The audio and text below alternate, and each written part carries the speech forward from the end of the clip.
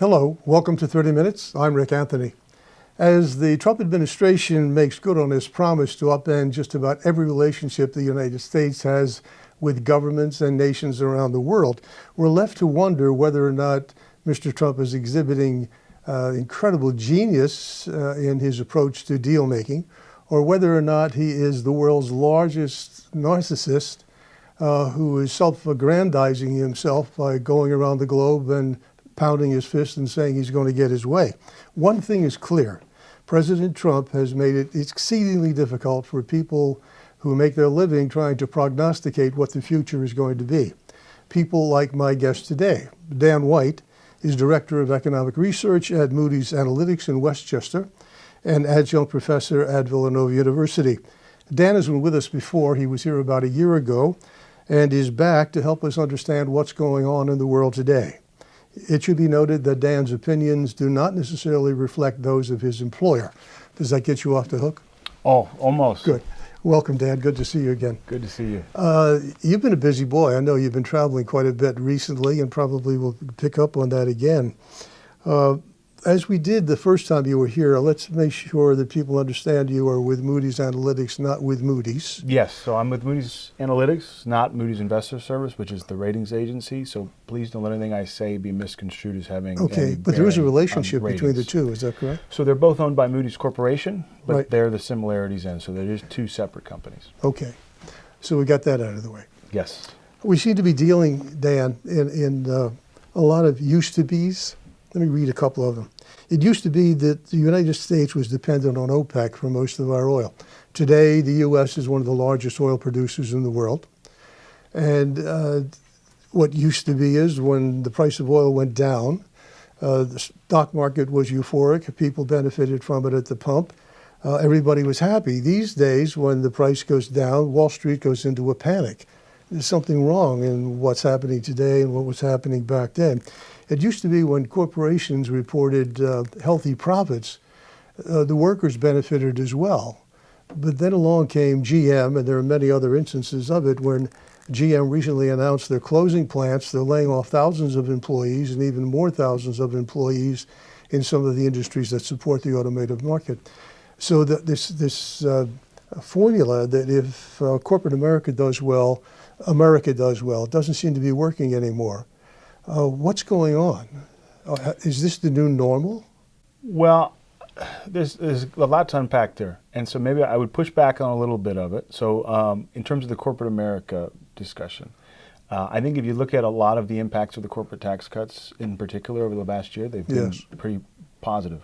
Wages have increased significantly. There have been some expansions in the United States.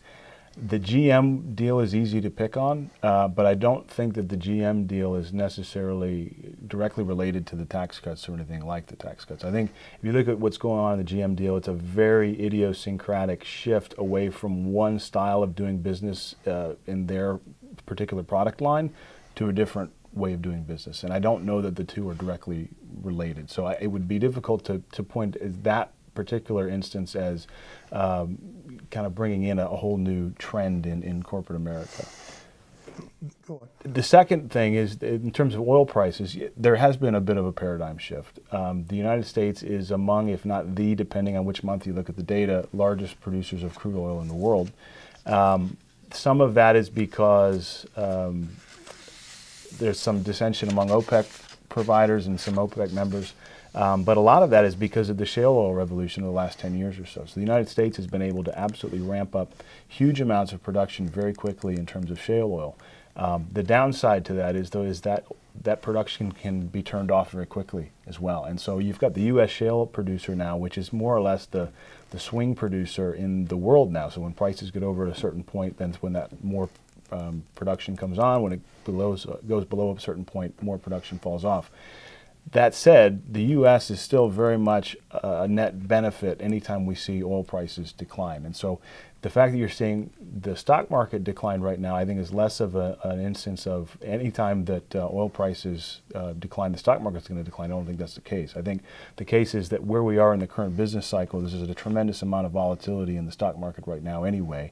And so anything that more or less upsets the apple cart in terms of expectations can really cause some declines in stocks. But that raises another question. Again, the volatility in the market, which we've seen for some time, was predicted. Is that likely to be a permanent condition, at least for the foreseeable future? I wouldn't say it's a permanent condition. I think it's something we see every time we get near the top of the business cycle. So if you look where we are, just, context is king when you're thinking about economics. And But we've never been here before. We've never had a run this long, right? Well, that's not true. So from 1990, we're in the second longest period of expansion in modern American history. So it's been 9 years since the end of our last recession. The longest period was 1991 to 2000, which was 10 years long. If we were to get to the end of next summer, so we get to July of next year, that will be 10 years. That will be the longest period of expansion in modern American history. So we've been here before, and the last time we were here, if you remember, in 1999, 2000, there was a tremendous amount of volatility in the stock market. Some of that was due to the tech bubble and Yes. Other types of influences. But anytime we get to this point of the business cycle, you get a lot of companies who, especially the larger companies, they increase their stock price by increasing revenues, right? And they increase revenues at a stronger pace, and that creates juice in their stock, and they go up higher. At the top of the business cycle, it is very difficult to continue to generate revenue from new business because there's just not much slack in the economy.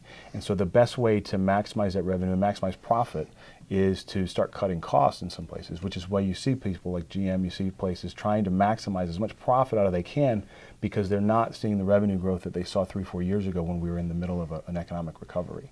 And that's what happens at the top of the business cycle, and it creates a lot of uncertainty and a lot of volatility, especially in equity markets. Do you see anything like the tech bubble that hit us 10 years ago? No, I don't see anything like that. I mean, there's always bubbles that are forming in the economy. I mean, usually, especially at the top of the business cycle where we are now, is usually the point at which someone is out there doing that dumb thing that's going to cause that next recession or make that next recession worse. So it's difficult to say, hindsight is 20/20. It's difficult to say that there's anything causing that now. If you look at the traditional places that we look, if you look at mortgage loans, if you look at consumer balance sheets, they're all very stable. Corporate balance sheets, financial balance sheets are very good. The bank balance sheets are probably healthier than they've ever looked. There are a few places regionally where the housing markets maybe look a little bit overpriced.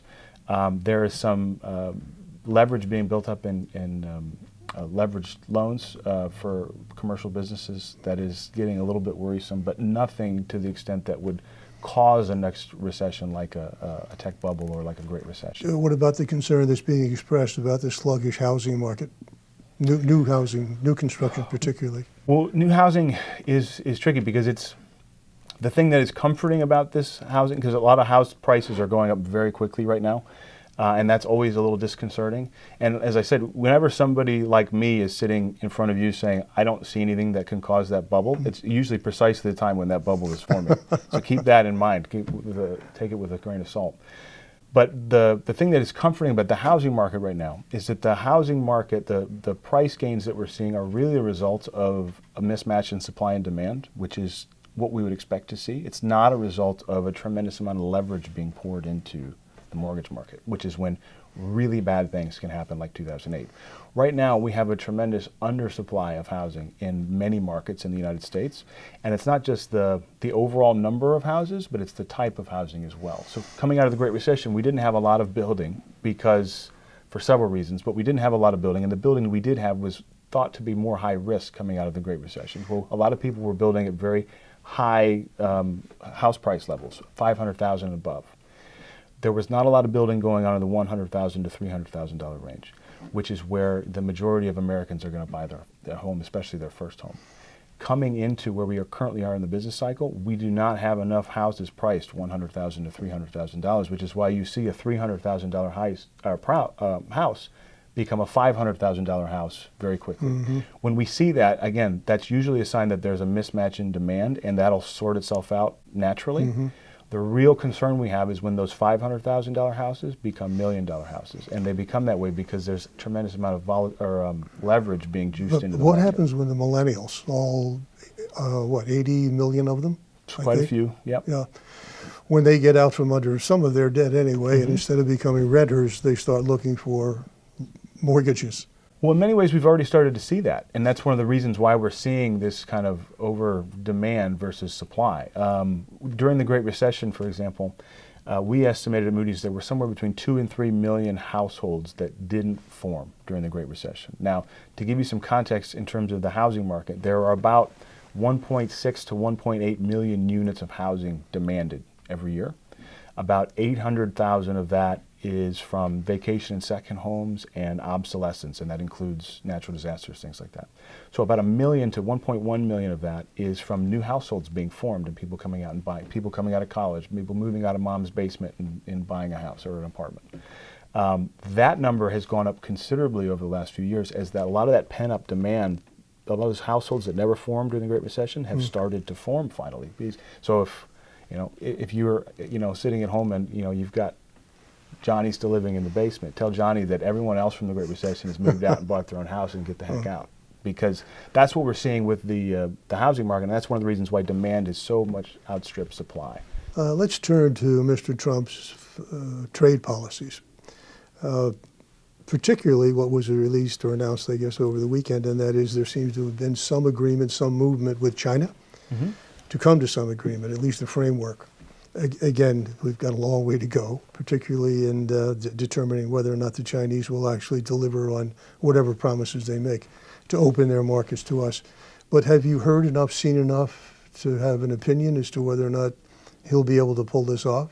Trump will be able to pull it off with the Chinese? I think he'll be able to pull it off with the Chinese. I think I'm relatively confident in that, actually. And it's one of the reasons, if you look at our baseline forecast at Moody's, for example, we expect to have some drag from the trade war over the next year or so left. But within a year or so, especially as we get closer to the 2020 election cycle, this is going to work itself out, mostly because it has to. I mean, there is so much to lose on both sides, not just on the U.S. side, but also on the Chinese side, that it's got to come to an eventual conclusion. Whether or not that is better than what it was before we started all this, it's too early to tell, but there will be a conclusion. Is China's economy in a spiral, a downward spiral, as has been reported, while at the same time their middle class continues to expand? Yeah, I'd say that's. I wouldn't say it's a spiral, but it's certainly much weaker than it was. I mean, keep in mind that the Chinese growth has been so fast over the last several decades now. They were, not even in the top 10 20, 30 years ago. Now they're the second largest economy in the world. So when we say that they're doing poorly, that usually means that they're growing, at 5 or 6%, which is still very fast by developed country standards. Are you concerned that the stories, the allegations, I should say, that we are abandoning the Pacific Rim, we're backing it, that Trump is withdrawing from that area, therefore leaving a power vacuum, that we will lose our position in the Pacific Rim and China or Russia or Iran or somebody else will fill in? I don't know if I could really speak to the geopolitical implications of that. From an economic perspective, I think it's very important that we're involved in the Pacific Rim, and I think that by focusing his attention on that trade deal with China, we've got the Americas more or less sorted after some lengthy negotiations. Really focusing in on China is going to really make or break, I think, the next 2 years of his presidency. That's really become his main focus. If you look at what he's talking about in the media, no matter where he is, no matter what he's talking about, he's always talking about the Chinese trade agreement in some form or another. And so the degree to which he can have success there, I think, will portend a lot of how his presidency is viewed, obviously outside of a lot of other non-economic factors that are going on. Let's come back right to now. the U.S. for a moment. You deal with states for the most part, the council insight and so on that you and your colleagues provide.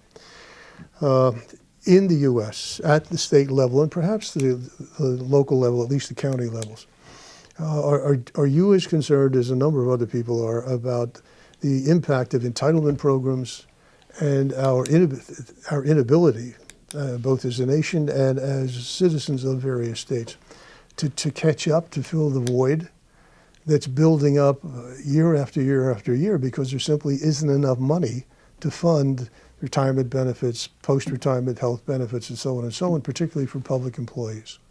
Well, there's two parts to that. And let me just say first that I'm greatly concerned with both of those aspects, both the two parts that I'm going to talk about. The first is the public employee pension things that you mentioned. I am not as concerned about them as I am about the second thing, which is healthcare, especially Medicaid at the state level. So for public employee pensions, there are just, I'll use Pennsylvania as an example. We owe about $75 billion over the next 30 years. That we've basically made $75 billion in promises that we don't have the money to keep personally. And so that means that that money's got to come from three different places. It can come from taxpayers, it can come from current retirees, or it can come from future retirees. It has to come from one of those three places, and it will come from one of those three places. It's how early we can figure that out. It makes it happen. But it's an arithmetic problem. It's a hard answer, but it's a simple answer in that it's an arithmetic problem. That money's got to come from somebody. The sooner that we can come up with a plan to address that, the less painful it's going to be. But nobody seems to have the political will to do it. Eventually, somebody is going to have the political will because they're going to have a choice of whether or not they can pay retirees, whether they can pay teachers, or whether they can pay bondholders. When it comes down to that situation, they're going to have to make a decision one way or the other.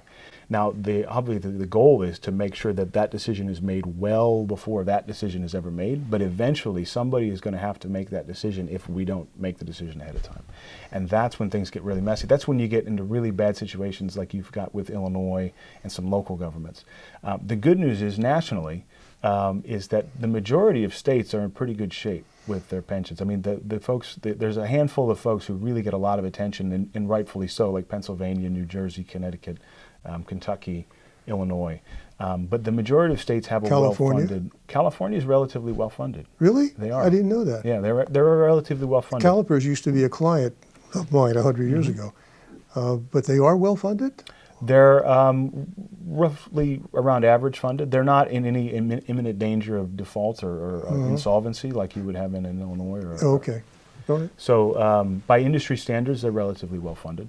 But again, there are demographic changes that you mentioned earlier. The sooner we get this stuff sorted, the easier it's going to be on everybody. But that, I think, is a very long-term risk and something that will be addressed in a reasonably graceful manner. The one that really scares me, especially at the state level, is Medicaid. Because if pensions are an arithmetic problem, Medicaid is a multivariate calculus problem because there are so many different moving parts. And really, it's not something that states or local governments, for that matter, can do on their own. It's a solution that has to involve the federal government. And there is much less political will at the federal level to get these things fixed than there is at the state and local level. And that's what scares me, because if you look at overall state spending, about 9–10% of budgets, state budgets in 1985 went towards Medicaid, right? Today, it's about 25% of budgets go towards Medicaid. And states and local governments are a different political animal, or different budget animal, which is why you see more political will at the state and local level, in that they're not allowed to run imbalanced budgets. They have to have a balanced budget at the end of the day. There's no credit card to fall back on. Unfunded pension liabilities are one way to do it, but they have to basically make a decision at the end of the year. If my Medicaid spending goes up higher than I thought it was going to do, I have to take that money from somewhere else, which is why you see programs like higher education. You see all these other areas being gutted at the state level so that they can pay that money towards pensions and they can pay it towards Medicaid.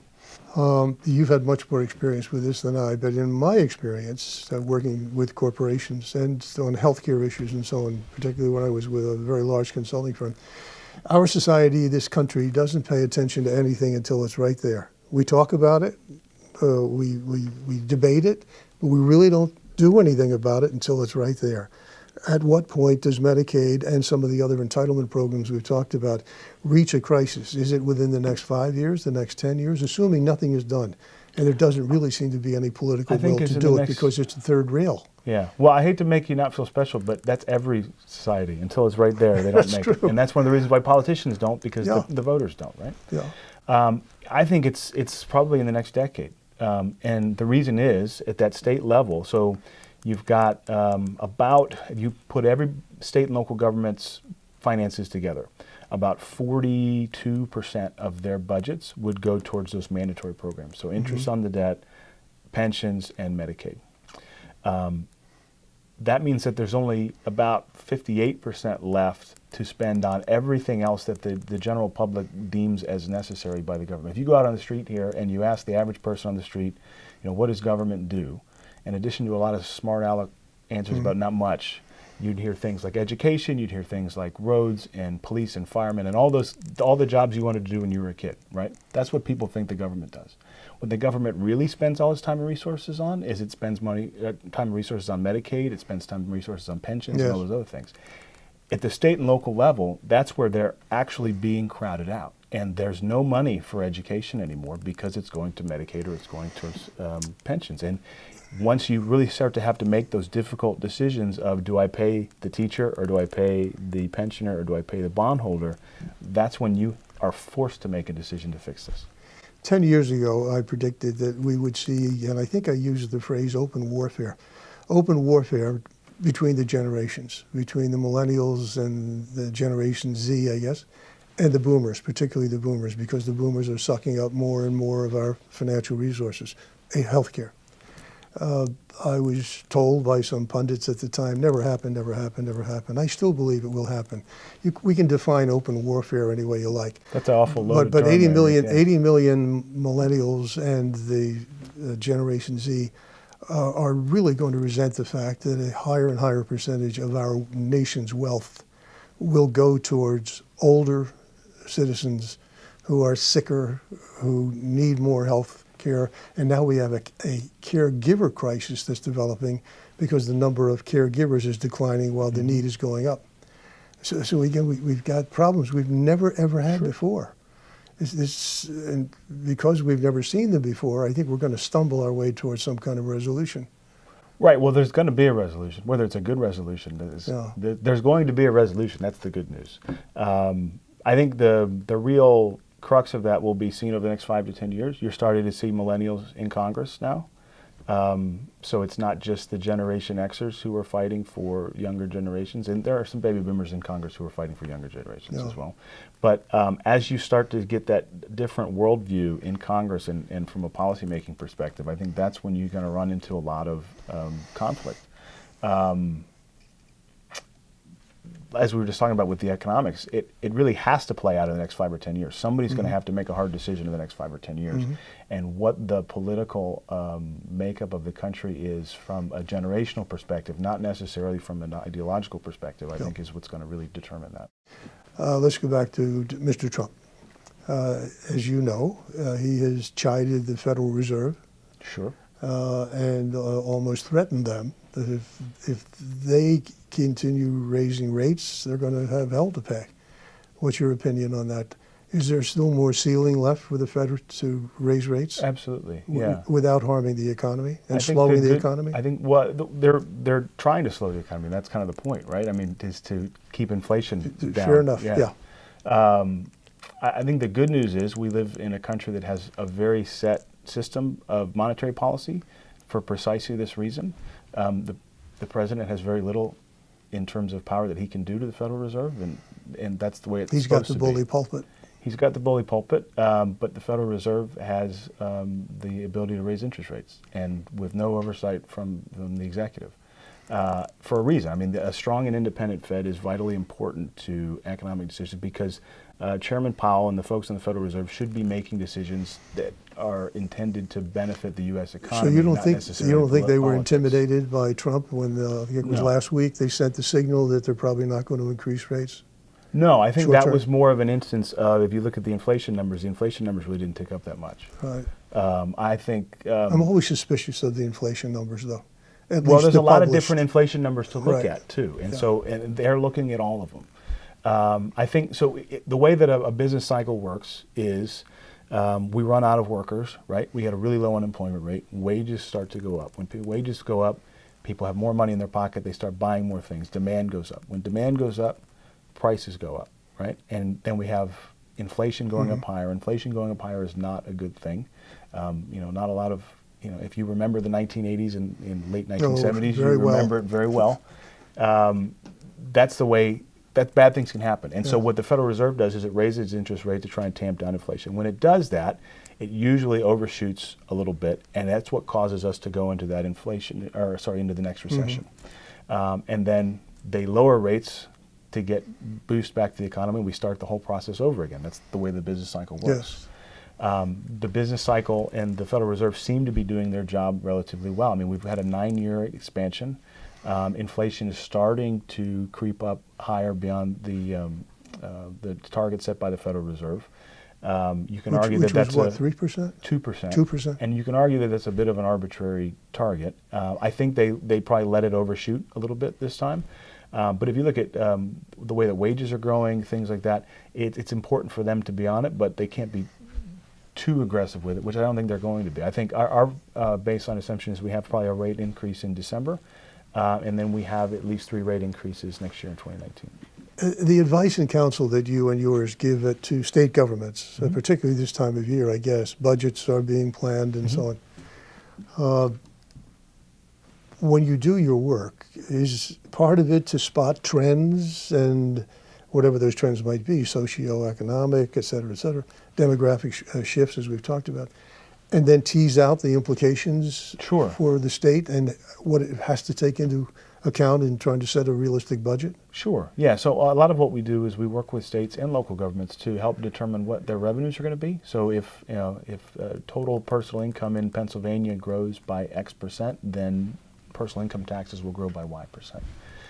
And on the flip side of that, Medicaid spending will grow by X%, so we know how much to go.